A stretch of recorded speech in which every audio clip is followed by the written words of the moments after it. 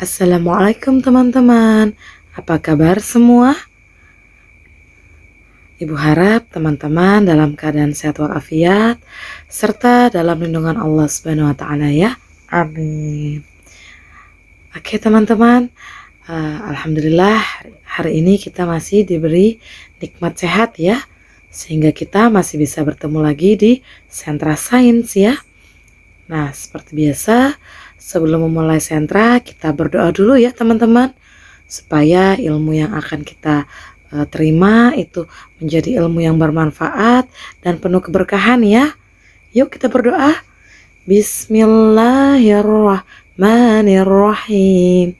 Rabbi zidni ilma warzuqni fahma birahmatika ya arhamar rahimin.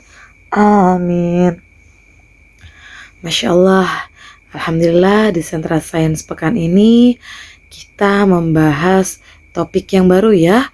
Untuk tema dan subtemanya masih sama ya teman-teman, yaitu temanya tentang ciptaan Allah, subtemanya tentang manusia. Hanya saja topik kali ini kita akan membahas tentang hidup bersih dan sehat ya. Nah, sebelum kita membahas lebih jauh, kita harus tahu dulu nih apa yang dimaksud dengan perilaku hidup bersih dan sehat ya. Ibu bantu jelaskan ya teman-teman. Perilaku hidup bersih dan sehat atau yang biasa disingkat PHBS merupakan cerminan pola hidup anggota keluarga yang senantiasa memperhatikan dan menjaga kesehatan seluruh anggota keluarga. Nah, jadi kita bisa simpulkan ya bahwa perilaku hidup bersih dan sehat atau PHBS ini adalah semua perilaku yang dilakukan atas kesadaran sehingga anggota keluarga dapat menolong dirinya sendiri di bidang kesehatan dan berperan aktif dalam kegiatan-kegiatan kesehatan yang berada di masyarakat. Nah, apa sih tujuan dari PHBS ini? Kenapa sih kita harus menerapkan? Nah, perilaku hidup bersih dan sehat ini atau PHBS ini itu bertujuan untuk meningkatkan kualitas hidup dan kesehatan pada masyarakat ya. Jadi dimulai dari diri kita sendiri, keluarga, dan orang lain ya atau masyarakat. Nah, teman-teman mungkin pernah mendengar ya suatu prinsip yang mengatakan bahwa mencegah itu lebih baik daripada mengobati. Nah, prinsip kesehatan inilah yang menjadi dasar pelaksanaan program perilaku hidup bersih dan sehat ya atau PHBS ya. Jadi kita lebih baik dari awal itu berusaha mengantisipasi dan menjaga ya sebelum kita itu sakit. Nah, caranya itu ya kita menerapkan bagaimana kita untuk hidup bersih ya. Dengan hidup bersih maka insya Allah kita bisa hidup sehat ya. Nah, perilaku hidup bersih dan sehat ini atau PHBS ini dapat dilakukan atau diterapkan di beberapa lingkungan ya. Misalnya di lingkungan sekitar rumah, di lingkungan sekolah, dan di lingkungan tempat umum ya. Jadi dimanapun ya teman-teman PHBS ini bisa diterapkan ya. Nah, adapun beberapa hal yang dapat dilakukan dalam menjaga kesehatan tubuh ya. Apalagi di masa pandemi gini ya teman-teman ya. Kita sudah wajib menggunakan masker, face shield ya. Nah, ada lagi tambahan-tambahan yang sebenarnya hal ini adalah hal sederhana tapi sering kita lupakan ya, sering terlupakan. Contohnya beberapa hal yang harus kita lakukan itu seperti yang pertama yaitu mencuci tangan dengan sabun dan air mengalir ya. Yang kedua, menggunakan toilet untuk buang air besar maupun buang air kecil dan menjaga kebersihannya ya. Jadi tidak asal pakai tapi juga harus rutin dibersihkan ya toiletnya ya teman-teman. Yang ketiga, batasi penggunaan gadget berlebihan ya, seperti terlalu lama menatap layar HP, laptop, tablet, dan TV ya. Nah, hal berikutnya itu yang harus dilakukan, yaitu hal yang keempat adalah mengkonsumsi makanan sehat dan bersih, termasuk sayur dan buah-buahan ya. Yang kelima, menjaga kebersihan diri dengan cara mandi, memotong kuku yang panjang, dan menyikat gigi minimal 2 kali sehari ya.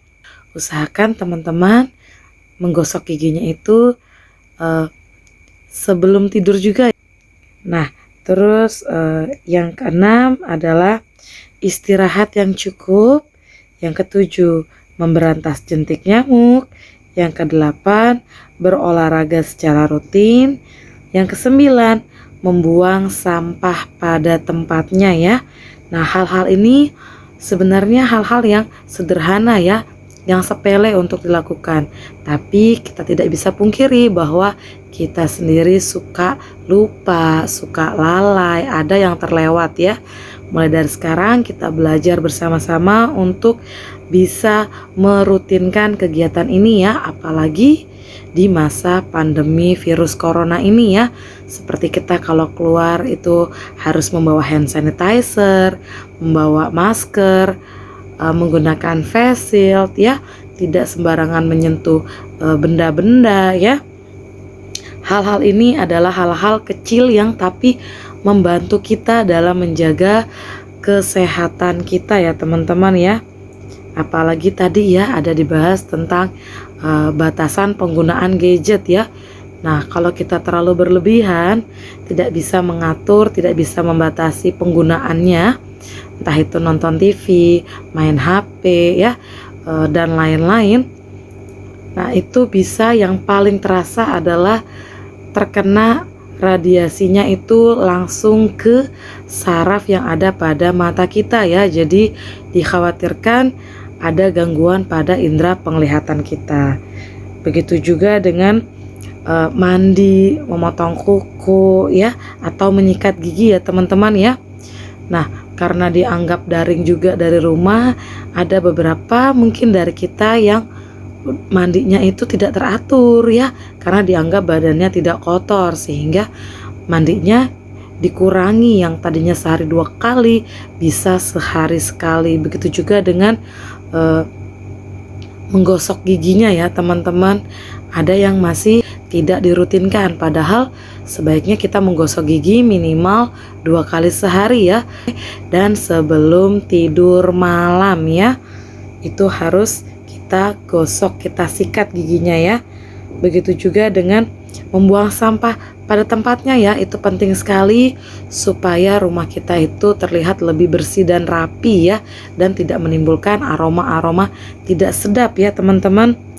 Dan ada lagi dibahas tadi tentang memberantas jentik nyamuk ya. Jadi kalau rumah kita itu kotor, otomatis menjadi sarang nyamuk ya. Kalau banyak nyamuk di rumah itu rasanya tidak nyaman ya teman-teman ya. Selain kita merasa gatal pada saat gigit, dan ada beberapa jenis nyamuk yang bisa menjadi sumber penyakit tertentu ya, seperti nyamuk Aedes aegypti ya, yang bisa menjadi sumber penyakit demam berdarah. Nah, adapun dampak negatif yang diakibatkan karena tidak menjaga pola hidup bersih dan sehat ya. Yang pertama, mudah terserang penyakit ya. Contohnya itu seperti penyakit kulit ya. Ini yang penyakit paling sering langsung terlihat ya teman-teman. Yang kedua itu lingkungan di sekitar rumah menjadi kotor ya, baik itu lingkungan rumah, sekolah, dan tempat umum ya. Yang ketiga menjadi sumber penyakit. Yang keempat itu terjadinya gangguan mental ya, seperti kita gampang emosional ya, gampang marah-marah ya. Yang kelima, kekurangan gizi ya. Jadi kalau teman-teman nih masih suka males makan sayur, males makan buah, masih pilih-pilih makanan, itu juga bisa menjadi penyebab kekurangan gizi ya. Jadi makanan yang bergizi itu tidak harus mahal ya. Banyak yang murah tapi tetap kandungan gizinya itu bagus ya, baik dan tinggi untuk tubuh kita ya, seperti tempe, tahu, buah-buah yang murah seperti pisang, pepaya, sayur-sayuran ya, ada bayam, ada kangkung ya, ada wortel ya. Murah tapi menyehatkan ya. Sebenarnya masih banyak dampak negatif lainnya yang tidak Ibu sebutkan ya. Jadi pastikan teman-teman mulai sekarang rajin membersihkan tubuhnya serta lingkungan tempat tinggal dan sekitarnya ya. Nah, dari sini Ibu harap teman-teman sudah mulai memahami materi yang Ibu berikan ya. Jika ada yang kurang jelas, silakan bertanya pada saat recalling atau minta bantu kedua orang tuanya atau pendampingnya di rumah untuk menghubungi Ibu via WhatsApp ya. Oke teman-teman, sebelum Ibu akhiri, seperti biasa, apalagi kita masih topik kita tentang hidup bersih dan sehat, pastikan teman-teman ya, lagi masa pandemi virus corona ini, pastikan kita menjaga kebersihan dan kesehatan ya, dengan menggunakan masker, sering mencuci tangan, ya, membawa hand sanitizer, dan pastikan di rumah saja ya. Yuk kita bantu doa dan kita lawan virus corona ini dengan menerapkan pola hidup bersih dan sehat ya. Oke teman-teman, kita tutup dengan kafaratul majelis. Subhanakallahumma wa bihamdik, asyhadu alla ilaha illa anta, astaghfiruka wa atubu ilaih. Walhamdulillahi rabbil alamin. Amin. Assalamualaikum warahmatullahi wabarakatuh.